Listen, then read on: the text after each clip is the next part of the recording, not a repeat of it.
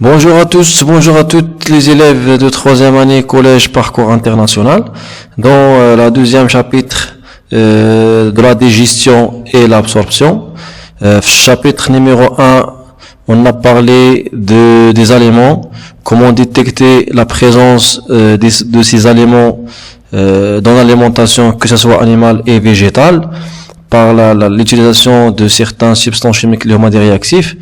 Par la suite, on a parlé de le rôle de certains aliments. Maintenant, on va voir la digestion des aliments composés en aliments simples, les nutriments, et comment se fait l'absorption. Pour fonctionner, notre organisme a besoin d'énergie, donc taqa daruriya.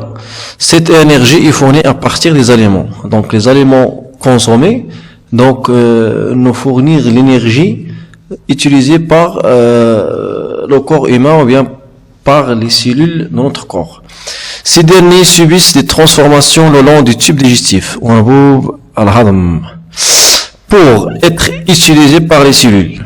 Donc, comme vous voyez ici, donc on a un schéma qui est explicatif des différentes étapes de la digestion jusqu'à l'utilisation par les cellules humaines. Donc, la digestion, on distingue digestion mécanique, digestion chimique. La digestion mécanique, c'est la mastication au niveau, par exemple, de la bouche, par les dents et la langue. Et la contraction se fait par l'estomac et l'intestin, donc la paroi de l'intestin. L'estomac, donc il fait les contractions pour le broyage, La digestion chimique, donc, fait intervenir des enzymes. Qu'est-ce que ça veut dire, des enzymes? Ce sont des substances chimiques sécrétées par des glandes. Donc, la phrase c'est très important. Donc, les glandes digestives sécrètent des sucs. C'est des sucs. Les sucs contiennent des enzymes. Les enzymes dégradent les aliments. Donc, c'est très important. Donc, lorsqu'on parle des enzymes, il faut penser que se trouve dans les sucs, ou des sucs sécrétés par les glandes digestives, le ghudad. Donc, parfois, les exercices, on suc. Donc, suc, il faut penser qu'ils contiennent des enzymes. Des enzymes, le rôle d'elles, ou la dégradation des aliments composés en aliments simples, les nutriments. Donc, la digestion des aliments dans le tube digestif, il faut parler de l'organisation ou bien la structure de l'appareil digestif. Donc, il comprend la bouche, les dents, la langue, la salive, le pharynx, donc qui assure le passage, le sauvage, les glandes salivaires, le sauvage, le passage des nutriments vers l'estomac, le foie, c'est très important, l'estomac, numéro 6, la vésicule biliaire, elle est liée à la foie. Donc, la vésicule biliaire liée sur le foie, donc avec Chalash, la sécrétion des sucs à partir du foie. Le gros intestin, le colon ou le colon, le pancréas, l'intestin grêle, l'appendice, le rectum, l'anus. Donc, l'appareil digestif. Donc, le tube digestif, il comprend la bouche, le sauvage, l'estomac, l'intestin grêle, le gros intestin, voilà. Et enfin, l'anus. La digestion au niveau de la bouche. Donc, on distingue deux types de digestion au niveau de la bouche. La digestion mécanique et la digestion chimique. La digestion mécanique se fait par la mastication des aliments en petits morceaux. Les aliments de l'écanaclo, donc il faut mastiquer, la mastication au niveau de la bouche pour débarrasser ou bien pour la destruction des aliments en petits morceaux facilite donc le passage des aliments vers l'estomac.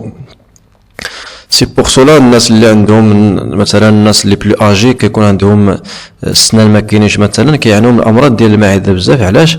حيت ما كتكونش اون بون ماستيكاسيون دي زاليمون، كيكون واحد لي فور كيديروا ليستوما باش ديغرادي دوك لي زاليمون pour la décomposition des aliments. Donc, digestion chimique, donc les glandes salivaires sécrètent les sucs contiennent les enzymes.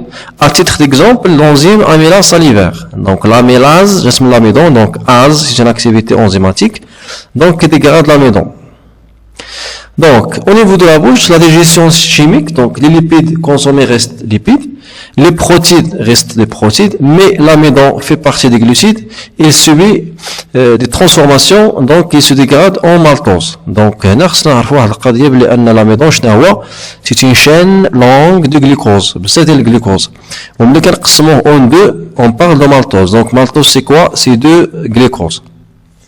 Donc, au niveau de la bouche, la digestion chimique de l'amidon en maltose. Donc, l'amidon plus amylase salivaire, sécrété par les glandes salivaires, se transforme en maltose plus amylase salivaire. Donc, ça نلاحظوا هنا بلي أن الأنزيم ما كيوقع عليه حتى شي حاجة في لا رياكسيون. دونك هو واحد السبستانس اللي كدير لا رياكسيون. دونك هنا نقدروا نزيدوا بلس 37 degrés. 37 degrés, علاش حيت عندنا la température ديال le corps ديالنا il est 37 degrés, donc favorisant le bon fonction des enzymes. Maintenant on passe à l'œsophage. Donc l'œsophage assure le passage du bol alimentaire vers l'estomac. Donc les produits de la digestion de l'amidon, les lipides, les glucides, les lipides et les protides au niveau de la bouche, plus l'eau et les sels minéraux bien sûr, donc est le bol alimentaire. Donc le passage du bol alimentaire de la bouche vers l'estomac est assuré par l'œsophage, par des contractions bien sûr. La digestion au niveau de l'estomac, donc عندنا digestion mécanique, digestion chimique. بالنسبة à la digestion mécanique, les contractions de la paroi de l'estomac, التقلصات ديال المعدة se fait de manière involontaire, ما كنحسوش بها ولكن راه كيكون تقلص. Donc ce qui permet le brassage et le broyage des aliments. Donc التخليط او الخلط او ديال les aliments. Plus de ça, donc la digestion chimique, donc par la sécrétion du suc gastrique, عصارات معدية او عصارة معدية qui contient des enzymes اللي هما البيبسين. Donc au niveau de l'estomac, donc les lipides restent les lipides, le maltose reste le maltose, mais les protides se transforment en polypeptides. Donc l'aliment qui se dégrade au niveau de la bouche, c'est l'amidon. L'aliment qui se dégrade au niveau de l'estomac, c'est les protides. Donc les protides, plus le pepsine, ou bien protéase, plus 37 degrés, plus HCl, le homodo de l'maïda, donc se transforme, les protides se transforment en polypeptides plus pepsine. Donc là, on a l'enzyme le pepsine, mais quand on a un changement. Voilà, donc le protéine, c'est un ensemble des polypeptides. Donc voilà, c'est un ensemble des acides aminés. Les acides aminés, on a l'ensemble des polypeptides, mais le protéine, avec la présence de pepsine, il se dégrade en petits morceaux, les romains des polypeptides. Maintenant, la digestion au niveau de l'intestin grêle. Donc, l'intestin grêle, on distingue la digestion mécanique, donc la chyme, les quatre de l'estomac, donc le baqaya de l'estomac, donc la chyme alimentaire subit des contractions de la paroi, qui assure le brassage et le broyage des aliments. La digestion chimique, donc, fait intervenir, donc, trois sucs. Donc, l'intestin, pancréas, le foie. L'intestin sécrète le suc intestinal, qui contient le maltase. Le pancréas sécrète le suc. Le pancréas donc sécrète suc pancréatique اللي فيها البيبسيداز, ou le foie فيها واحد الفيزيكول biliaire qui sécrète la ville contient de lipase. Donc هادو هما les enzymes qui assurent la dégradation des aliments les huma composés en nutriments. Donc la digestion au niveau de l'intestin grêle, les lipides donc se transforment en glycérol et acide gras. Le maltose se transforme en glucose, les peptides se transforment en acides aminés. L'ensemble constitue ce qu'on appelle les nutriments. هما كيستافد الجسم ديالنا et les cellules ديالنا. Donc كيبغيو le glycérol, l'acide gras, le glucose et les acides aminés. Donc les peptides formés dans l'estomac par la dégradation des protides, donc subit la dégradation par le peptidase pour former les acides aminés. Le maltose plus le maltase qui atteint le glucose plus le maltase. Les lipides plus les bases qui atteignent le glycérol plus acide gras plus les bases. Donc là, les enzymes qui dégradent, juste les nutriments, les aliments composés se dégradent en nutriments. Les aliments simples. Les aliments des nutriments, ça sera utilisé par les organes ou bien les cellules de l'organisme. Voilà donc schéma explicatif des différentes étapes de la digestion. Donc l'amidon c'est une chaîne de glucose كنقطعوها l'amidon salivaire en deux اللي هما المالتوز. Par la suite le maltose en présence de maltase au niveau de l'intestin grêle, donc il se dégrade en glucose, donc هذا هو l'élément simple les nutriments. Même chose pour les protides, donc c'est une chaîne des acides aminés, donc au niveau de l'estomac, il se dégrade par la pepsine en polypeptides. Les polypeptides en présence de pepsidase au niveau de l'intestin grêle se dégradent en acides aminés. Les molécules lipidiques ou bien les lipides, donc au niveau de l'intestin grêle, donc par l'intervention de l'EPA se dégradent en glycérol plus acide gras.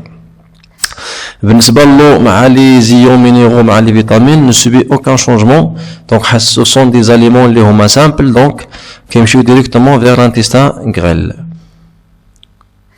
Voilà واحد tableau qui résume les différents éléments nécessaires pour la dégradation des aliments composés en nutriments. Donc les glandes salivaires sécrètent la salive dans la bouche pour dégrader l'amidon. Les glandes gastriques sécrètent suc gastrique dans l'estomac pour dégrader les protéines ou bien les protides. Les glandes intestinales donc sécrètent le suc intestinal dans l'intestin grêle pour dégrader les protéines, les glucides et les lipides. Le pancréas sécrète suc pancréatique dans l'intestin grêle pour dégrader les protéines, les glucides et les lipides. Et le foie donc sécrète la bile dans l'intestin grêle pour dégrader les lipides. Donc la digestion et la transformation mécanique et chimique des aliments en nutriments. Donc il y a le passage, ou bien l'étape le passage des aliments composés en aliments les homa simples les homa les nutriments. C'est la digestion. Les enzymes digestifs permettent la simplification moléculaire. La simplification moléculaire, c'est-à-dire le passage de tout ce qui est composé vers tout ce qui est simple. C'est la simplification moléculaire. Donc là, on passe des molécules complexes, les homa, les lipides, l'amidon, le pain et la gardelique. Donc on a les molécules homa simples, les homa glucose, acide aminé, acide gras, glycérol et ainsi de suite, auxquels s'ajoutent l'eau et les sels minéraux et les vitamines. Molécules simples, donc qui ne subissent aucune transformation dans le tube digestif. Donc au niveau de la bouche, par l'intervention des glandes salivaires qui sécrètent, donc la salive contient l'amylase salivaire, donc la dégradation de l'amidon en maltose. Donc les protides restent des protides, les lipides restent des lipides, donc ne subit aucune transformation. Au niveau de l'œsophage, transformation. Au niveau de l'estomac, les glandes gastriques sécrètent le suc gastrique qui contient protéase, on vient pepsine, qui dégrade les protides en polypeptides. Les lipides restent des lipides. Le foie sécrète la bile, donc qui contient des enzymes lipases qui dégradent les lipides en acide gras plus glycérol. Au niveau de l'intestin grêle, l'intervention des pancréas et les glandes intestinales, donc qui sécrètent suc intestinal mais le suc pancréatique, qui contient des enzymes, l'amylase pancréatique, protéase, maltase, lipase et ainsi de suite, la lactase, saccharase, donc qui dégrade le maltose en glucose et dégrade les polypeptides en acides aminés. Donc en fin de compte, on obtient des nutriments, donc les homa glucose, acides aminés, acides gras, glycérol. Donc à deux homa plus l'eau et les sels minéraux et les vitamines constituent les nutriments qui sont utilisés par les cellules. Maintenant, on passe à l'absorption intestinale. C'est quoi l'absorption? C'est le passage des nutriments de l'intestin grêle vers le sang. Mais les cailloux vers le sang, donc ça sera transporté par par le sang vers les organes. Donc on remarque ici donc le sauvage, l'estomac, l'intestin grêle. le sauvage, l'estomac, l'intestin grêle. Le glucose présent dans le tube digestif. Donc, on a la description, la méthodologie de répondre aux questions des SVT. Donc, on a un diagramme, les qui sont constants, et après la diminution. Donc, avant le passage de la glucose vers l'intestin grêle, donc, il est constant, donc le glucose, il est constant à 100%. Mais après l'estomac, on remarque une diminution rapide. De quoi? Du pourcentage de glucose dans le tube digestif. Donc, film avec le glucose, donc, il est passé de l'intestin grêle. Là, je me rapproche de glucose, l'intestin grêle, il est passé de l'intestin grêle vers le sang. C'est le phénomène de l'absorption intestinale. Se fait seulement dans l'intestin. Donc, on observe au niveau de l'intestin grêle que la quantité de glucose commence à diminuer. Donc, cette quantité de glucose diminue lorsque la distance à la bouche augmente, jusqu'à l'arrive à une distance de 480 cm de la bouche. Donc, c'est à peu près l'intestin grêle. On peut conclure que dans le sauvage et l'estomac, le glucose ne fait pas suivre son chemin, mais ne traverse pas la paroi pour passer dans le sang. Donc, le sauvage et l'estomac, le glucose qui est constant, la valeur est كبيرة, حيث ما كيدوش la paroi vers شي حاجة. Au niveau de l'intestin, il passe vers le sang. Voilà. Maintenant, les caractéristiques de l'intestin grêle. Donc, l'intestin grêle, voilà. Donc, les renchauffons par une zoom. Donc, il est tapissé par un ensemble de replis appelés les villosités intestinales. Les villosités intestinales, qui me كنشوفوا هنا. Donc, les vaisseaux sanguins, les capillaires sanguins, et les lymphes. Donc, les vaisseaux, bien les vaisseaux lymphatiques ou les vaisseaux, les lymphes. Donc, maintenant, le sang entrant pauvre en nutriments, lorsqu'il passe de la villosité intestinale et sort, donc il devient riche en nutriments. Donc c'est à ce niveau-là se fait l'absorption, c'est-à-dire le passage des aliments du cellule léoma de l'intestin vers le sang et lymphe. Donc la paroi interne de l'intestin est formée par de nombreux replis. Ces replis sont recouverts d'un très grand nombre de villosités intestinales. Chaque villosité comporte de nombreuses cellules, donc contiennent des microvillosités. Donc voilà la structure responsable à l'absorption intestinale. Donc il contient plusieurs cellules de l'épithélium intestinal. À l'intérieur on trouve lymphe. Et on trouve aussi des capillaires sanguins, donc à l'entrée il est pauvre en nutriments, mais à la sortie de ces capillaires, donc il est riche en nutriments. Donc c'est à ce niveau-là se fait l'absorption intestinale. Donc la structure responsable, bien l'unité structurelle et fonctionnelle de l'intestin, c'est la villosité qui assure l'absorption intestinale. L'absorption intestinale, c'est le passage des nutriments, de l'intestin vers le sang.